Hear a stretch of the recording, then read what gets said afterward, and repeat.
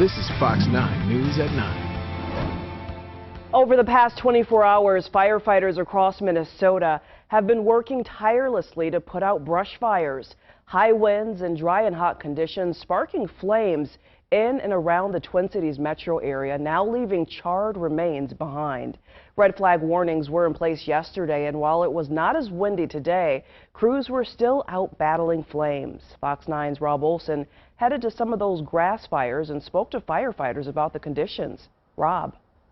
Yeah, and tonight we're in Richfield where a fire burned overnight. You know, those red flag warnings you talked about expired at 8 o'clock last night, but of course the winds continued through the night. Today much calmer, but still pretty difficult conditions. It's so dry out there that we had the fires overnight, but yet even more today.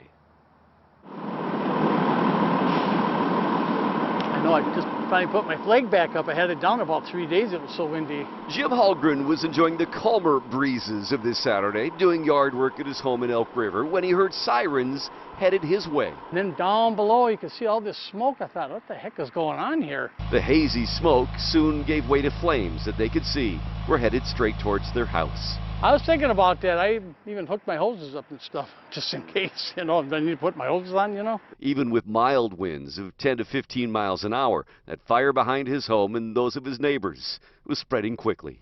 The conditions are really explosive. Fire can rapidly spread. Fire crews got this out in a couple of hours, but no, if it had been anything like the winds yesterday or earlier in the week, it could have been bad. The suspected source here, a backyard fire that hadn't fully been put out. Probably just a couple embers that got pushed up by the wind, landed out in the field out here, and ended up burning off 10 acres of land. Not far away in Ramsey, a viewer sent us this video of a much larger fire that burned there overnight, also pushed by winds that were still fairly gusty. Also overnight, fire in Richfield's Veterans Park, first reported at 9 p.m. and put out at 2 a.m. About 4 acres in size, contained to its marshy areas. None of the park's bridges or buildings were affected. The cause here, so far, unknown. Especially this time of year, when it's this dry, I would say don't burn anything at all. You know, you're putting everybody around you at risk. Back in Elk River, this was actually their second grass fire of the day. The other also started by a backyard burn. Luckily, the wind in these cases wasn't as bad.